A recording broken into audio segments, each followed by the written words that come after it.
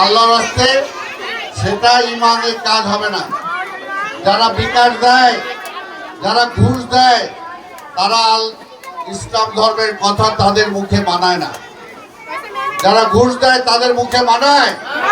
ঘুষ দেয় হারাম, ঘুষ দেয়াটা হারাম।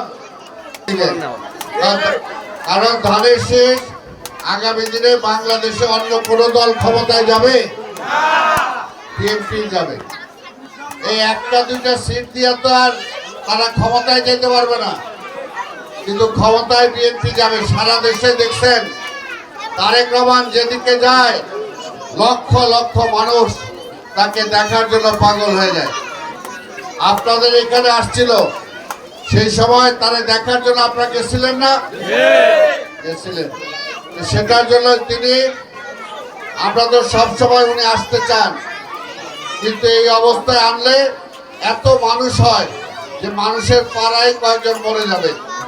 ওই দিন দেখেন উনি আসার পরে যখন সামনে বাইরে হয়ে দেখা করতে চাইলো, অল্প একটু আসার পরে আর বেরোতে পারলো না। মানুষের এমন ধাক্কাধাক্কি, এমন অবস্থা। তাই বলবো, আপনারা যদি নিজেদের স্বার্থ দেখেন, বিশেষ করে মা বাবাদের বলবো, আপনাদের স্বার্থ আপনারা যদি দেখেন, আগামী দিনে বিএনপি যেটা বলে সেটা করে। আগামী দিনে বিএনপিকে যদি আপনারা ক্ষমতায় পাঠান, বিএনপি আপনার সকল সুযোগ সুবিধা নিশ্চিত করবে ইনশাআল্লাহ। আর আরেকটা যেটা আছেন, মা বোনেরা, আপনাদের জন্য ফ্যামিলি কার্ড বলা হয়েছে। আমি লজ্জার সাথে বলতে চাই, ঘৃণার সাথে বলতে চাই যে একটা দলের প্রধান এটাকে নিয়ে কিভাবে বিদ্রুপ করে কথা বলে, এটা অত্যন্ত আপত্তিকর। ওনার মতো একজন বর্ষিয়ান মানুষ এটা নিয়ে আপত্তিকর ভাবে উনি প্রকাশ করেছে, আমি সেভাবে বলতেও চাই না। বন্ধুরা আমার, বিএনপি সবসময় জনগণের পাশে ছিল, উন্নয়নের জন্য কাজ করেছে। আগামী দিনেও এই দেশটা যদি উন্নয়ন করতে চান, তাহলে বিএনপি ছাড়া বিকল্প নাই। আরেকটা কথা মানতে হবে, আমরা পুরুষ আর মহিলা সমান। কাজে মহিলাদেরকে ঘরে বসায় রাখা ফ্যামিলির বা দেশের উন্নয়ন হবে? কিন্তু তারা চায় মহিলারা যাতে ঘরের বাইরে না যাইতে পারে। জামাত চায়, এখনো মুখে বলতেছে না, কিন্তু জামাত যদি চায় এই দেশটাকে আফগানিস্তান বানাবে, আফগানিস্তান বানাবে। মহিলারা ঘর থেকে বেরোতে পারবেন না, মহিলারা কোনো কাজকর্ম করতে পারবেন না, মহিলা আজকে বাচ্চা মেয়েরা পড়াশোনা করতে পারবে না।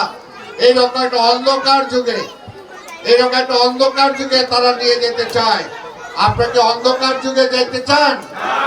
অন্ধকার যুগে না যাইতে চাইলে ভোটটা বিএনপিকে দেবেন। আমরা বিশ্বাস করি, আমরা বিশ্বাস করি এই কুড়িলের মানুষ অবশ্যই তারা নিজের স্বার্থ বুঝে আগামী 12 তারিখ সকাল সকাল আপনারা ভোট সেন্টারে যাবেন, ভোটটা দিবেন।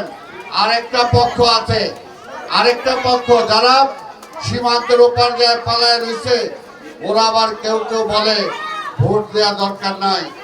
ভোট না দিলে এই দেশে ক্ষমতায় কে থাকবে? যারা আছে এদেরকে দিয়ে উন্নয়ন হবে? উন্নয়ন হইতে হইলে, আপনাদের স্কুলের পরিবর্তন হইতে হইলে, স্কুলের যদি ঘর হইতে হয়, আপনাদের যারা মাস্টার, আপনারা যদি বেতন ভালো পাইতে চান, স্কুল যদি সরকারিকরণ করতে চান, তাহলে একটা নির্বাচিত সরকার ছাড়া কি কেউ পারবে? পারবে? আপনার টিচাররা কি আজকে কথা দিলেন যে আপনারা সবাই ধানের শীষের সবাই কাজ করবেন? হাত তুলে দেখা দেখি সবাই করবেন ইনশাল্লাহ। ইনশাল্লাহ, কারণ দেশের জন্য, এই এলাকার মানুষের জন্য। আজকে সব জায়গায় খালি তারেক রহমানের সামনে যায় বলে আরে ওই জায়গায় তো জামাত, কিন্তু আমরা তো জানি এই বস্তির লোকজন, বেশিরভাগ লোকজন, 80% লোকজন ইনশাল্লাহ ধানের শীষে ভোট দিবে। কারণ বিএনপির আমলে বস্তি হয়েছে এবং বিএনপির আমলে আপনাদেরকে বিল্ডিং করে দেওয়া হবে। আর একটা তারা ভুল বুঝায় যে বিল্ডিং করলে তো এটা উচ্ছেদ করা হবে। ওই যে আমি বলছি উচ্ছেদ করা হবে না, বিল্ডিং করার আগেই আপনার দলিল আপনার কাছে দেওয়া হবে। কথাটা বুঝতে পারছেন? বিল্ডিং করার আগে যদি আপনার দলিল দেওয়া হয় তাহলে আপনার ঘর কেউ নিতে পারবে? আপনার ঘর ওই বিএনপি হোক অন্য কোন নেতা হোক আইসা দখল করতে পারবে? পারবে না। তখন আপনার কাছে কাগজ আছে, কেউ নিতে পারবে না। আর বিএনপি ওই নীতিতে বিশ্বাস করে না। আমরা বিএনপির কর্মীদেরকেও বলেছি